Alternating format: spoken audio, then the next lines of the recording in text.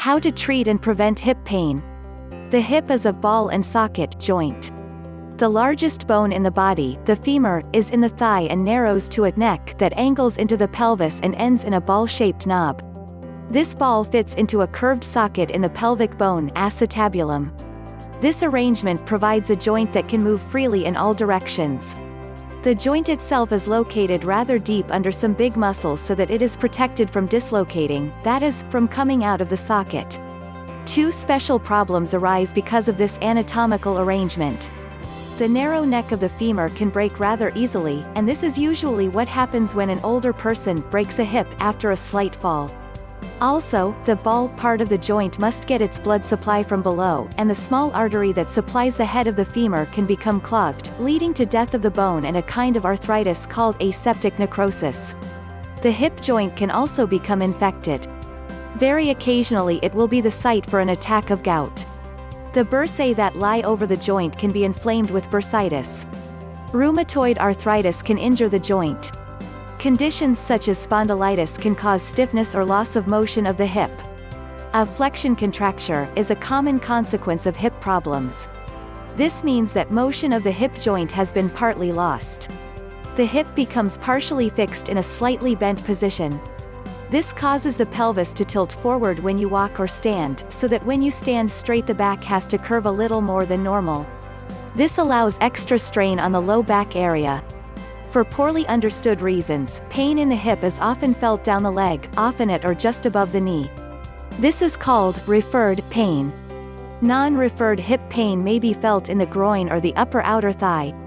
Pain that starts in the low back is often felt in the region of the hip. Since the hip joint is so deeply located, it can often be troublesome to locate the exact source of pain in these regions. Listen for the pain message and try to avoid activities that are painful or that aggravate pain. You will want to avoid pain medication as much as possible. Rest the joint from painful activities. Use a cane or crutches if necessary. The cane is usually best held in the hand opposite the painful hip since this allows greater relaxation in the large muscles around the sore hip joint. Move the cane and the affected side simultaneously, then the good side. As the pain begins to resolve, exercise should be gradually introduced. First, use gentle motion exercises to free the hip and prevent stiffness. Stand with your good hip by a table and lean on the table with your hand. Let the bad hip swing to and fro and front and back.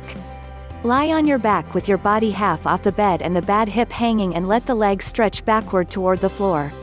Standing, see how far apart you can straddle your legs and bend the upper body from side to side. With your feet together, try to turn your feet apart like a duck so that the rotation ligaments are stretched. Repeat these exercises gently 2 or 3 times a day. Then introduce more active exercises to strengthen the muscles around the hips. Lie on your back and raise your legs one at a time. Bicycle or walk.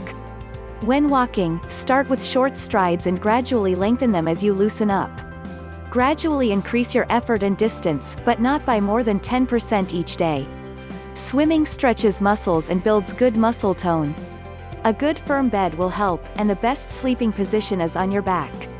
Avoid pillows beneath the knees or under the low back.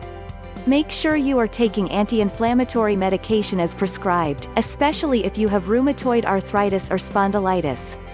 For nutritional info and other core strength and cardio exercise tips and guidelines, go to http://bit.ly/hypex2019.